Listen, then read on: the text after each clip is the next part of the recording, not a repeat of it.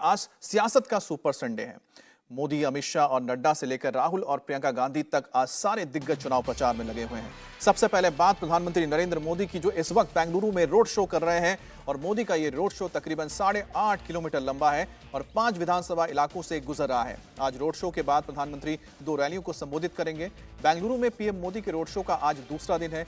कल के road show में लाखों की तादाद में भीड़ उमड़ी थी। आज भी पूरे रोड शो वाले रूट पर सड़क के किनारे लोगों का हुजूम है। बैंड बाजा लेकर समर्थक सड़क पर उतर आए हैं और मोदी पर फूलों की बारिश की जा रही है।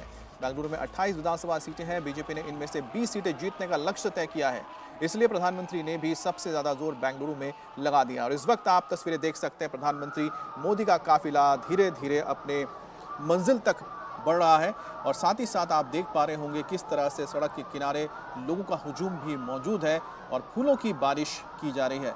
कल प्रधानमंत्री मोदी ने करीब 26 किलोमीटर का फासला तय किया था और कल नॉर्थ और साउथ को प्रधानमंत्री मोदी ने कवर किया था और आज दूसरे हिस्से में कवर किया जा रहा है ईस्ट से वेस्ट। तो ईस्ट, वेस्ट, नॉर्थ, साउथ, इस तरह से चारों दिशाओं में बेंगलुरु के प्रधानमंत्री मोदी का ये काफिला पहुंच रहा है और इसके साथ ही वोटर्स को अपील कि एक बार फिर से बीजेपी की सरकार बनाने का मौका मिले। बेंगलुरु बहुत महत्वपूर्ण इसलिए भी हो जाता है क्योंकि एक तो अर्बन इलाका है और अर्बन इलाके में बीजेपी अच्छा करती रही, लेकिन 2017 की अगर बात की जाए तो 28 में से 11 सीटें मिली थी बीजेपी को। कांग्रेस यहाँ फिर भी हावी रही थी और उसकी सबसे बड़ी वजह रही है क्योंकि कांग्रेस में डी शिव कुमार, जो कि प्रदेश अध्यक्ष हैं, वो लगातार 7 बार जीत चुके हैं अपनी विधानसभा से, जो कनकपुर, जहाँ से वो चुनाव लड़ते हैं। बड़ी बात यह है कि वो वोकालिका समुदाय से आते हैं और ख़ास तौर पे बेंगलुरु में वोकालिका समुदाय की अच्छी खासी तादाद है और साथ ही यहाँ मुस्लिम समुदाय की भी अच्छी तादाद है, जिस वजह से कांग्रेस का अपर हैंड रहता है। तीसरी जो बात यहाँ पर आती है वो जेडीएस की है। जेडीएस को भी वोकालिका का अच्छा वोट मिलता है, जिसकी अच्छी खासी वोट शेयर है बेंगलुरु में।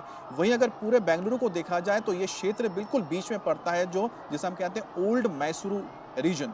अब ओल्ड मैसूरू रीजन में करीब 60 सीटें हैं और 60 सीटों में सबसे बेहतरीन अगर किसी ने परफॉर्म किया पिछली बार तो वो था जेडीएस, क्योंकि देवेगौड़ा जो फैमिली है वोकालिका समुदाय से आता है और वोकालिका समुदाय इस ओल्ड मैसूरू रीजन में सबसे ज़्यादा हावी है और यही वजह है कि लगातार वो यहाँ से 25 से 30 सीट निकाल लेते हैं। कांग्रेस के अंदर में भी ये देखा जाता है। बीजेपी ने इस बार रणनीति तय करते हुए करीब 45 से ज़्यादा जो टिकट्स दिए हैं वो वोकालिका समुदाय के लोगों को दिए हैं। केम्पेगौड़ा जैसे जो उनके बड़े कद्दावर आइकॉन्स रहे हैं, उनको लेकर भी प्रतिमाएं लगाई गई हैं और इसको लेकर बीजेपी ने काम भी किया है। ख़ास तौर पे वंदे भारत हो या फिर बात करें ख़ास तौर पे जो बेंगलुरु से लेके जो एक्सप्रेसवे तैयार किया गया है मैसूरू के बीच में, ये भी कहीं ना कहीं इस रीजन को और बेहतर बनाने के लिए और साथ ही साथ इस इलाके में रह रहे लोगों को। हम सीधा रुख करते हैं हमारे संवाददाता देवेंद्र पराशर की ओर। देवेंद्र, प्रधानमंत्री मोदी इस वक्त कहां पर पहुंचे हैं, आप कहां पर मौजूद हैं, आप किस तरह की तस्वीर देख रहे हैं, लोगों के अंदर किस तरह का रिएक्शन मिल रहा है कल के बाद? देखिए, मैं रोड शो के जिस हिस्से में खड़ा हूँ वो रोड शो का आखिरी पड़ाव होगा ट्रिनिटी चौराहा बेंगलोर का, इसके बोलते हैं। सामने एमजी रोड है, एमजी रोड की तरफ से प्रधानमंत्री नरेंद्र मोदी आएंगे और यहाँ के अगर पूरी तस्वीर को देखें तो पिछले 2.5-3 घंटे से यहाँ पे लोगों का ज़बरदस्त हुजूम यहाँ पे इकट्ठा हुआ है। और दिलचस्प ये है कि माइनॉरिटी कम्युनिटी के कुछ फेसेस भी हमारे साथ दिख रहे हैं, उनसे हम बात करते हैं सीधे। और सर, क्या नाम है आपका और कहाँ से आए हुए हैं? मैं जेपी नगर से आता हूँ। मेरा नाम है शब्बीर अररवाला। जेपी नगर तो यहाँ से दूर है? यहाँ से 13-14 किलोमीटर दूर है। 14 किलोमीटर चल के क्यों आए हुए हैं आप? बस यही मोदी जी का देखने के वास्ते। मोदी जी को देखने के लिए आप 14 किलोमीटर? प्रधानमंत्री है तो हमने टीवी में तो उनको बहुत बार देखा हुआ है, तो मैं बोला चलो आज लाइव देखेंगे, आज संडे भी है। कैसे लगते हैं मोदी जी? अच्छे हैं, अच्छे हैं। मैम, आपसे पूछूं आपका क्या नाम है और आप भी कहाँ से आए हो? मेरा नाम निसरीन है, मैं जेपी नगर बेंगलोर से आई हूँ। और मोदी जी के बारे में आप पूछेंगे तो अच्छे ही काम कर रहे हैं। उनकी इतना क्रेज़ इतना है इंडिया में, इंटरनेशनल लेवल पे बहुत ज़्यादा क्रेज़ है, तो इसीलिए उनको देखने आए हैं। आप लोग कैसे देखते हो पीएम मोदी की पॉलिसीज़ को, उनके स्पीच को, जो वो कहते हैं, जो करते हैं, कैसे देखते हो आप? फिलहाल अभी तो सब अच्छा ही देख रहे हैं, अच्छा ही कर रहे हैं सबके लिए।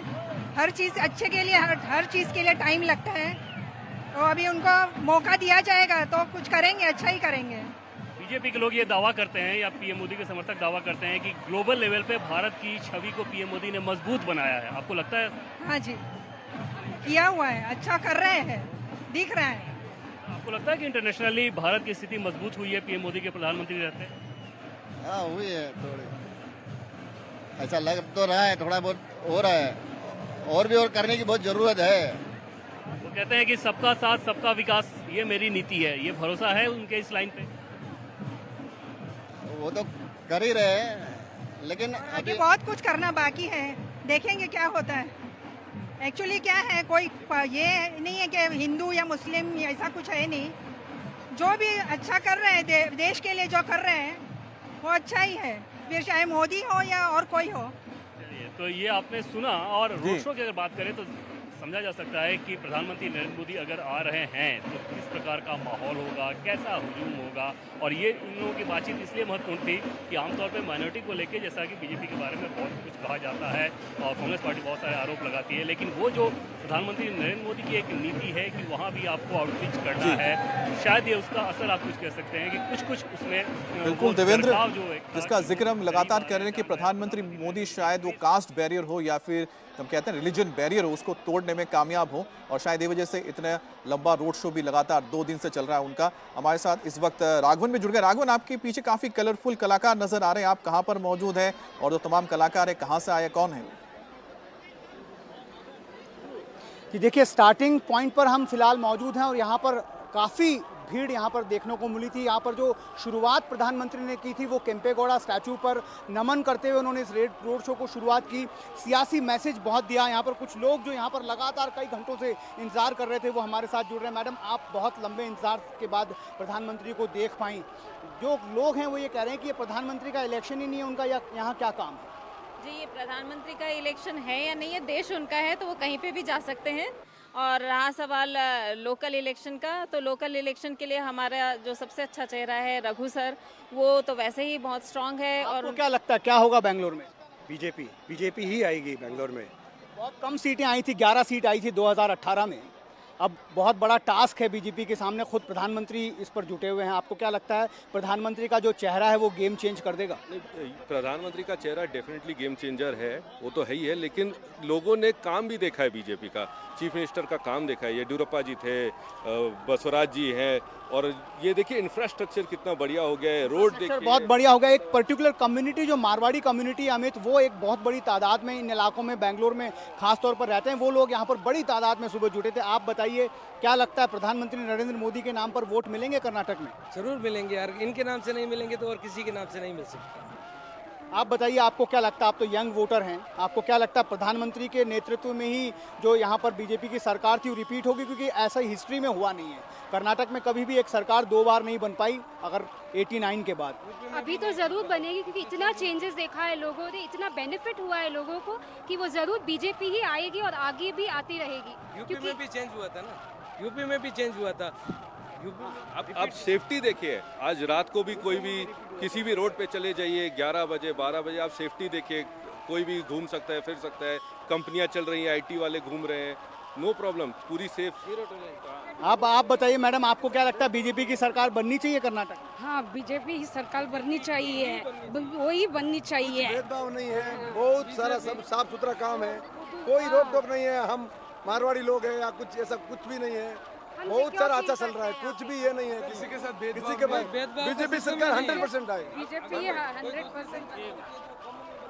फिर वो लगातार चल नहीं पाएगी। अगर बीजेपी स्थिर सरकार दे सकती है, अगर कर्नाटक को अगर स्थिर सरकार चाहिए तो उसके लिए बीजेपी ही एक चेहरा है। लेकिन लोगों का ये कहना है कि एक स्थिर सरकार की ज़रूरत है। अगर हंग असेंबली आती है तो बहुत सारी प्रॉब्लम्स भी उसके साथ आती हैं, और यहाँ पर जो लोग प्राइम मिनिस्टर मोदी का रोड शो देखने आए हैं उनको ऐसा लगता है कि बीजेपी की स्थिर सरकार कर्नाटक में बनने जा रही है। तो देखा कि आपने किस तरह से, चाहे वो मुस्लिम समुदाय के लोग भी यहाँ प्रधानमंत्री मोदी को देखने पहुंचे, अलग अलग समुदाय के जो लोग हैं वो आ रहे हैं और ये चाहते हैं कि इनकी जो ख्वाहिश है कि एक बार फिर से बीजेपी की सरकार आए। लेकिन बहरहाल आपको इंतजार इसलिए करना होगा, 10 तारीख को पोलिंग है, उसके बाद ही हर चीज तय हो पाएगी। इंडिया टीवी हर वक्त हर जगह डाउनलोड करने के लिए सर्च करें India TV news Google play store या ऐप स्टोर पर।